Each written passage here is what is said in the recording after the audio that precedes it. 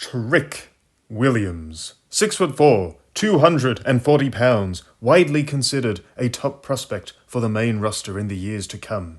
Do you know what he did recently?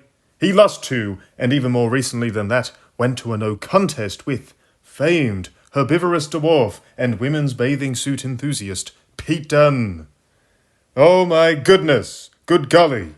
Mr. Finger Snapper, let me tell you something here. If you actually break someone's fingers, that hand is essentially useless in the aftermath and needs urgent medical attention. I'm sure that went without saying. And yet, Peter Dunne doesn't seem to get that, expecting us all to sit back and not question why his little sound effect hand grab on men who actually hit the gym doesn't even prevent his foes from using their hands afterwards. At all. Awful. And just recently, Sheamus, another 6'4" big boy who's into that whole weightlifting thing, had himself a little mini feud with Dunne. And I know what you're going to say. To be fair, Sheamus did beat Pete Dunne just recently. He did. You are right. But only after having to sell for him like he's some kind of threat. I know wrestling's fake, but come on now. Would Brandon Marino do much damage to Tom Aspinall in a real fight? But no, you see, Triple H's fascination with minuscule British men doesn't stop at Pete Dunne's. Oh no, it extends to Tyler Bate, a way better wrestler and great athlete in fairness, but a man who's still probably not allowed on a variety of Universal Studios' rides. And then, coming back to stateside performers, there's DIY. Tommaso Ciampa was an alright heel for a while in NXT. Mean facial expressions, solid promos. Okay story of him going mad and turning on Johnny Gargano. But the moment these two hit the main roster, you were left wondering if they both smoked growing up, as they were horribly mugged by Cesaro and Sheamus. Again, what's with this guy and short NXT people? And yet, these two got a quick tag title run recently, beating the far more entertaining duo of Aussie Funny Guy, Grayson Waller, and Triple H's least favourite wrestler of all time, Austin Theory. Never mind the upside those two have. Triple Nose wanted his old toy boys to get a quick moment in the sun before the bloodline grabbed the belts, so we got a nice little transitional tag title run for GAY that no one asked for. Curious. And then we move over to the other side of the spectrum.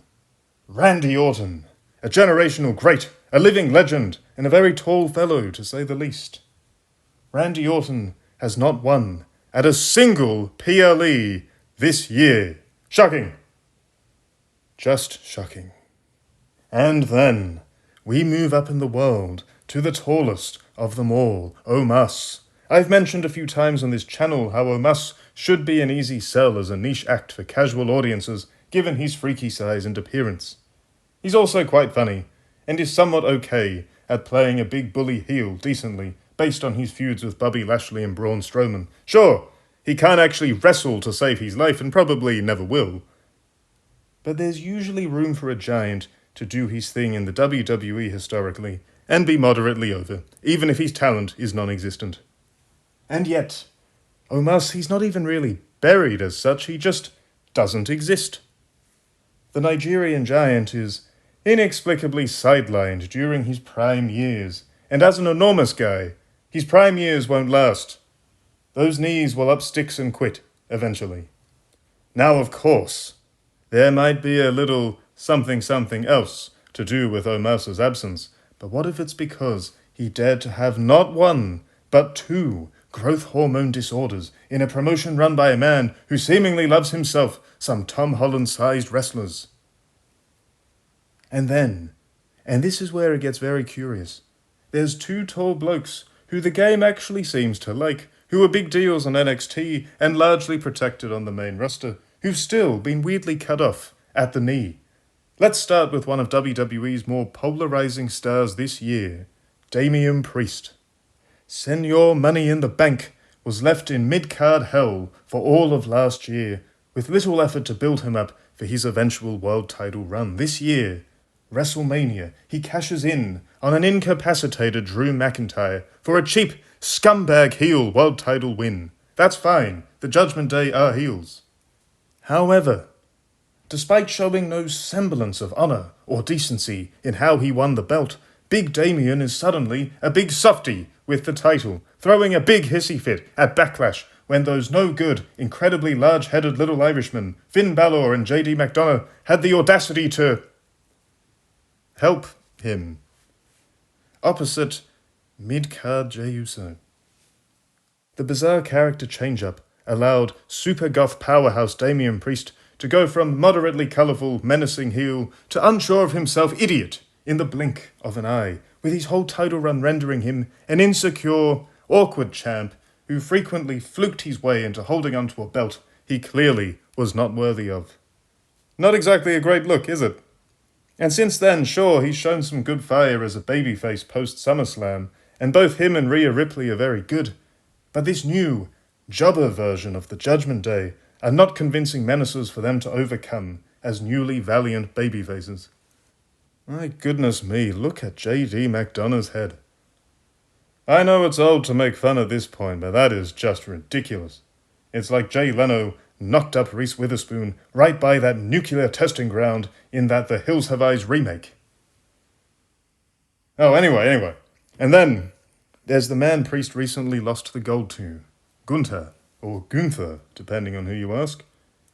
In the mid-card, tucked away from any big-deal opponents for the most part, Gunther was allowed to flourish as Intercontinental Champion, crushing the hopes and dreams of many a WWE undercarder. He even beat the likes of Sheamus and Drew McIntyre. This year, his King of the Ring and SummerSlam victories, meant to be the two biggest victories of his career thus far, were tainted. The bright side here is that Gunther at least got a clean win over Randy Orton at Bash in Berlin, cashing in on the PLE curse Randy Orton seems to deal with these days. Regardless, what a strange, fluky start to what's meant to be the main event run of a serious, hard-hitting, old-school wrestler. And speaking of Drew McIntyre earlier on, prior to his epic feud with CM Punk this year, he was soundly demoted from the main event spot he enjoyed at the start of the decade. In 2023, McIntyre seemingly spent more time on his back than Riley Reid, eating defeat like it was going out of style, despite having formerly been a very credible babyface top guy. At least his high-profile losses this year have not been clean, and instead have been part of an occasionally hot angle. But one has to wonder, if it wasn't for the Punk feud, would even McIntyre's new hater gimmick be enough to have saved him from mid-card purgatory? And this heavy emphasis on Tyrion Lannister's going over Jaime Lannister's goes all the way back to Triple H's run as the King of the Smarks when he was booking NXT. Adam Cole versus Kyle O'Reilly. Cool Kyle, the worst, most covered-up thing in WWE since Benoit decided he was done with being a husband and father. Look at this! Two manlets with giant security men. Triple H should know better. In his day, the wrestlers were the giants, and the poor security guards who had to deal with them were clearly doomed, giving us that larger-than-life feel high-level professional wrestling used to be known for. And beyond that, the lame also tried to book little Malachi Black or Alice Black or Alistair Black, whatever his name was that week, as an unstoppable killer. Let's face it, worshipping Satan clearly didn't pan out for this guy, given the lack of muscles and the lack of world titles, and if you take away all of his tattoos, you just have an average-sized Dutchman with blah promos and a bunch of little kicks to contend with. The list goes on, and the show was simply a greatest hits catalogue for the vanilla midgets of PWG and the like for years. In fact, NXT only really became a developmental program for new talent again when Shawn Michaels took over. Shocking stuff. And now, in a plot twist no one saw coming, Triple H has committed to pushing a monster. There's just one problem. That monster is Bronson Reed, giving us a good idea of what a powerlifting George Costanza's build might have been like. Bronson is only big in the horizontal sense of the word. With many regular heavyweights towering over him before we even get to any actual giants on the roster. Now look, watching Australian Otis squash Seth Rollins was quite funny, but the fact is, this latest in a long line of pushes Triple Nose has attempted for the man who inexplicably beat Kazuchika Okada one time is just yet another example of his fascination with male wrestlers whose height starts with 5. What's really going on here? Triple Nose himself was a big jacked heavyweight back in his day, roided to the gills allegedly, with a big personality and a fairly grounded, logical wrestling style. Given his immensely successful career, you think he would know better. But of course, his disdain for the vertically gifted doesn't stop at his booking. Oh no, lest we forget the creative hell he put Kane through. Katie Vick, the death of babyface Kane, an icky angle where Kane may or may not have pulled a Ted Bundy with a dead cheerleader. And just the next year, and I myself remember this like it was yesterday, Kane was forced to unmask on free TV after losing a world title bout against The Game. This match drew big numbers. This match belonged on pay-per-view, back when Kane was still a draw sometimes. And they blew it away on free TV so Triple H could wrestle his click buddy, Quadricep Nash, in a feud no one asked for on pay-per-view instead. Shocking. Just shocking stuff. There was also his utter demolition of The Big Show in 2006, shattering the future baby cosplayer's hand with a sledgehammer and then handily besting him on their one-on-one match at New Year's Revolution. Not even letting the giant babyface get any real payback to maintain some credibility. And then, in 2008, The Lame seemingly had the Great Khali beat in an arm wrestling contest before the big boy headbutted him to avoid the humiliation of defeat.